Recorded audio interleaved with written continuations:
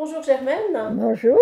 Dans votre livre, Germaine, vous dites celui qui soigne était aussi important que le remède. Est-ce que vous pouvez nous en dire plus sur votre idée par rapport à la personne qui soigne? Chez nous, quand c'était maman ou la sage-femme, on avait davantage confiance que si c'était ma grande sœur qui nous soignait. Vous voyez, si on a confiance à la personne, on le capte beaucoup mieux.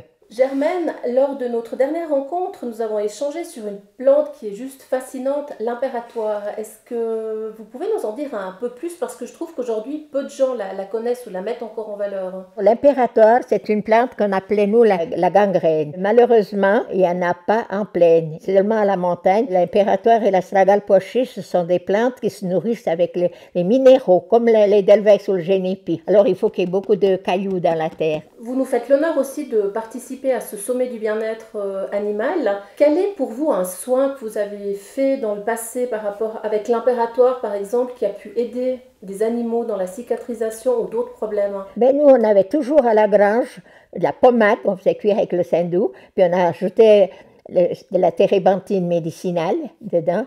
Et puis, on avait aussi l'astragale pois chiche. Et alors, on faisait des teintures mères, des pommades. Puis, on avait toujours du vinaigre de cidre pour mettre dans l'eau pour donner à boire, le vinaigre de pomme. Et puis, vous parlez tout à l'heure aussi de l'ortie. J'adore l'ortie parce qu'elles ont plein de vitamines. Je les fais sécher, je les donne aussi à mes chèvres. Un petit mot sur l'ortie. L'ortie, c'est formidable. Si on connaîtrait la valeur de l'ortie, elle n'aurait plus au bord des chemins. Toute la plante est bonne. Quand il y a les semences, je prenais pour faire le sel aux herbes pour assaisonner. Je la faisais aussi sécher pour l'avoir en poudre. Je le fais de toutes les façons. Dans votre livre, on parle aussi de l'achillée millefeuille. Est-ce que vous auriez un soin pour les animaux à base d'achillée millefeuille? Oui, par exemple, si une vache, elle a les tétines, alors après la traite, alors on leur mettait la pommade de ça pour fortifier la tétine. Puis aussi, quand elle se bagarrait, des fois, il y en a qui étaient blessés au front, on leur mettait aussi cette pommade ou des compresses. Vous parlez maintenant de compresses. Est-ce que vous avez aussi un soin pour les chats qui ont des problèmes avec les yeux, qui ont des infections? Est-ce que là, vous avez une plante spécifique? Non, alors là, on mettait les pommes de terre, les tranches de pommes de terre crues, parce que la pomme de terre est magnétique, elle attire la douleur. Vous avez devant vous trois magnifiques livres. Est-ce que vous pouvez juste nous les citer, les derniers livres là? Dans le livre des recettes de grand-mère, on a mis les tisanes, le cataplasme et les recettes de grand-mère. Alors, au lieu d'avoir 3 livres qui faisaient 70 francs, on les a mis en un pour les vendre moins cher. Puis, il y en a les recettes de cuisine avec les plantes sauvages. Et puis, alors, il y en a la lune. J'aime beaucoup le livre de la lune. Ne jamais opérer la cataracte le jour du bélier, ni la hanche au jour du sanitaire. Sinon, vous aurez des complications. Eh bien, ça vient de ça. Et c'est pas moi qui l'ai inventé, c'est déjà du temps de Paracelse. Il y a pour le corps entier de faire juste attention le jour de l'opération, de ne pas avoir le signe qui gère cet organe. Ça, c'est très important. Est-ce que vous pouvez nous rappeler votre âge et puis nous dire si vous êtes encore active aujourd'hui? Oui, je suis née le 22 avril 1925, donc j'ai fêté mes 99 ans. Et puis, je vais bien, je fais mon ménage, je m'habille toute seule, je suis 100% indépendante. Je fais encore des petits groupes, oui, mais je ne vais plus faire les grandes conférences dans les salles, ça c'est fini. J'ai fait 5 ans les séminaires au Mayen toute seule, puis 20 ans avec Raymond. Alors l'avantage, c'est que Raymond, il sait tout ce que moi je sais, mais moi, je ne sais pas tout ce que lui fait, parce que lui, il a fait des diplômes, il a étudié, tandis que moi pas. Je me contentais de faire ce que la sage-femme et maman faisaient à la maison, comme on faisait autrefois. Comme j'ai vécu cette époque, je l'ai bien dans ma tête. Alors, l'impératoire, on va dire c'est la plante de base, qu'on peut faire beaucoup de choses. On peut l'utiliser sous différentes formes. Donc, nous, pour des raisons pratiques et de conservation, on fait soit un alcoolat, soit une triple macération que j'expliquerai peut-être tout à l'heure. Mais on peut la faire bien sûr en infusion, on peut la faire en poudre, la sécher. Justement, dans le livre, les remèdes grand-mère ne se perdront pas. On développe un peu sous toutes les formes qu'on peut utiliser l'impératoire. Alors, nous, on fait un alcoolat. Parce que l'avantage de l'alcoolat, c'est que ça se conserve. Quand on fait un alcoolat, il faut toujours prendre de l'alcool de fruits à pépins, parce qu'en fait, ça réchauffe le métabolisme, alors que l'eau de vie de fruits à noyau le refroidit. Si pour un autre, on n'avait pas d'eau de vie de fruits à pépins sous la main, on va de toute façon pas prendre un alcool de fruits à noyau, mais on va prendre à ce moment-là du gin, du whisky ou du rhum, voilà. Mais en première option, à pépins, sinon rhum, gin ou whisky, mais pas à noyau. Est-ce que ça a une odeur? Ah oui, tout à fait. C'est une odeur tout à fait spécifique. Donc, pour donner une analogie, c'est pas exactement la même chose, mais si les gens connaissent la livèche, on peut pas se tromper. C'est vraiment ce qu'on appelle l'herbe à magie. Et l'impératoire, elle a vraiment une odeur spécifique. D'ailleurs, c'est comme ça aussi, quand on fait de la cueillette de plantes, il faut le dire, il faut cueillir les plantes qu'avec certitude. Si on a le moindre doute, on ne cueille pas. C'est le même principe que les champignons. Et l'impératoire, ben, quand on l'écrase un peu, ben, une fois qu'on la connaît, elle a une odeur caractéristique et une fois qu'on la connaît, on ne peut plus se tromper dans son odeur. Donc on prend la plante fraîche, je prends uniquement la feuille en fait, je la cueille avant la floraison, on la trie tout de suite lors de la cueillette. Une fois qu'elles sont bien propres et sèches, ben, je vais juste les hacher et les mettre dans un bocal transparent. Je vais remplir le bocal ensuite avec de l'eau de vie de fruits à pépins, alors pommes, poires, lys, c'est égal.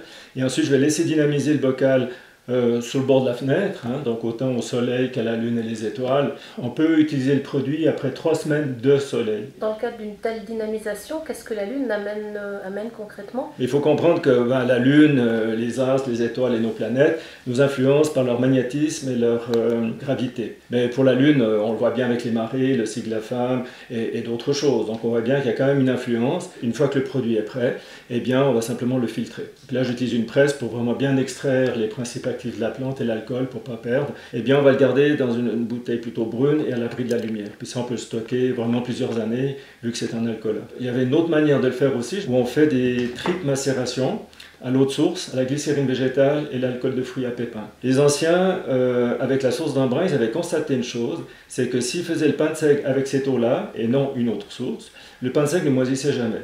J'ai pas dit qu'il ne séchait pas, hein. À la fin du mois, il le cassait peut-être à la hache, mais il ne moisissait pas. Donc, première partie, macération à l'eau de source, ensuite à la glycérine végétale, et troisième phase avec l'alcool de fruits à pépins, comme j'ai expliqué tout à l'heure. On va laisser dynamiser, comme l'alcool a, plusieurs semaines, voire plusieurs mois, et après filtrage et conservation. Donc on a un produit voilà, qui est plus actif et qui est moins fort en alcool. Au niveau de la posologie de l'alcoolat d'impératoire, alors que ce soit l'alcoolat, que ce soit la triple macération ou même des teintures mères, en règle générale, c'est 25 gouttes 3 fois par jour dans un demi-verre d'eau ou une goutte par kilo de poids répartie en 3 prises. Pour quel effet recherché à la base? Quel effet recherché? Ben, ça va dépendre de quelle plante on prend. Voilà. Chaque plante aura des propriétés plus ou moins différentes. Il ne faut jamais prendre à longueur d'année la même plante. C'est pour éviter un effet d'accoutumance. C'est des cures de 3 semaines en règle générale. On propose plutôt la prévention. Comme dit souvent ma mère, il vaut mieux soigner la santé que la maladie. Donc quand on fait de la prévention, ben, on n'est pas dans l'urgence. Donc à ce moment-là, les cures, on les fait plutôt au printemps et à l'automne. Les anciens aussi choisissaient même un moment propice pour commencer une cure. Donc ça, c'est ce qu'on parle dans les pouvoirs de la Lune. Et ce moment propice, c'est quand on fait une cure pour renforcer le métabolisme. Donc on va commencer le premier jour du premier quartier de la Lune. Donc le lendemain de la Lune noire, c'est le premier jour du cycle. 7 jours après, on a le premier quartier. Et on commence le premier quartier. Pendant 7 jours, on sera en lune croissante. Puis après, la lune décroît, mais c'est égal quand elle redécroît. Donc on va faire 3 semaines, mais on part en lune croissante. Donc depuis le premier quartier, et on fait nos 3 semaines. Si c'est une cure pour drainer, nettoyer l'organisme, eh bien on va commencer la cure au dernier quartier. Donc 7 jours après la pleine lune, c'est le dernier quartier. Et la même chose, pendant 7 jours, on est en lune décroissante, donc ça favorise subtilement énergétiquement l'élimination. Puis après, la lune recroît, mais c'est égal, on continue la cure. Donc voilà, ça c'est un petit peu des principes de base. On peut aussi utiliser les feuilles dans la macération comme ça pour mettre sur une plaie ou une blessure ou faire un cataplasme simplement. Voilà, donc ça on peut aussi, ben voilà, il est en phase de dynamisation ou de préparation. Et ben si j'ai une blessure ou j'ai besoin de faire un cataplasme externe, ben je vais prendre un peu les feuilles comme ça, juste les essorer un peu, mais je les laisse bien mouillées, que je vais appliquer sur la peau avec un bandage et je peux le faire aussi en cataplasme. Alors bien sûr, l'alcool, bon, ben, ça va désinfecter aussi, donc ça dépend du type de blessure. Si c'est une blessure quand même un peu ouverte, tout ça, ben, ça va piquer, mais ça va désinfecter. Voilà. Donc il faut quand même bien faire attention si la plaie est ouverte, que ce soit bien désinfecté tout ça. On peut mettre le cataplasme, donc ça risque de picoter un peu, évidemment. Mais si la plaie est fermée, alors il n'y a aucun problème. Et puis toujours après, bien nettoyer, bien laisser sécher et refaire un pansement, voilà, pour que ça puisse se faire... Et quand vous avez filtré, vous pouvez bien prendre ça pour le mixer, puis faire cuire avec de saindoux pour avoir une pommade pour les blessures des animaux. Ouais, les anciens ne laissaient rien perdre, hein. Ils recyclaient vraiment tout.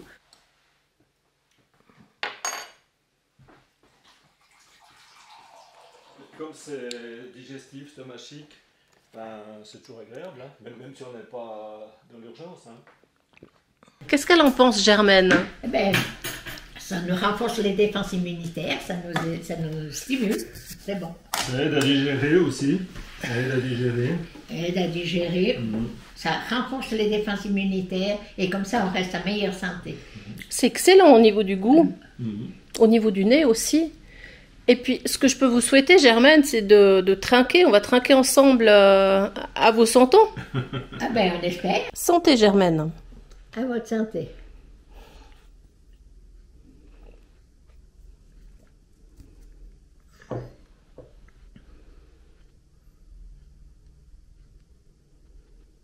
La principale raison qu'on soignait beaucoup avec les plantes, c'était, il y en avait deux. Premièrement, on n'avait pas de caisse maladie, on n'avait pas d'assurance, c'était très cher d'aller chez le médecin. Et puis, jusqu'aux années 30, il fallait aller à Sion pour aller au médecin. On partait le matin, on prenait le mulet pour avoir les commissions pour remonter le soir, et c'était une journée entière, et puis ça coûtait 5 francs. Alors 5 francs, c'était cher parce qu'un ouvrier gagnait 1 franc 80 de l'heure à les années 30. Merci, Germaine. Merci à vous. Merci Raymond et merci aussi pour l'accueil. Plaisir. Mon assistant du jour, Rookie, et moi-même vous donnons rendez-vous au prochain sommet du bien-être animal qui se déroulera les 9 et 10 août prochains en ligne en présence d'experts venus de 4 pays, la Belgique, la France, la Suisse et même du Canada. Je vous dis à très vite. Rookie.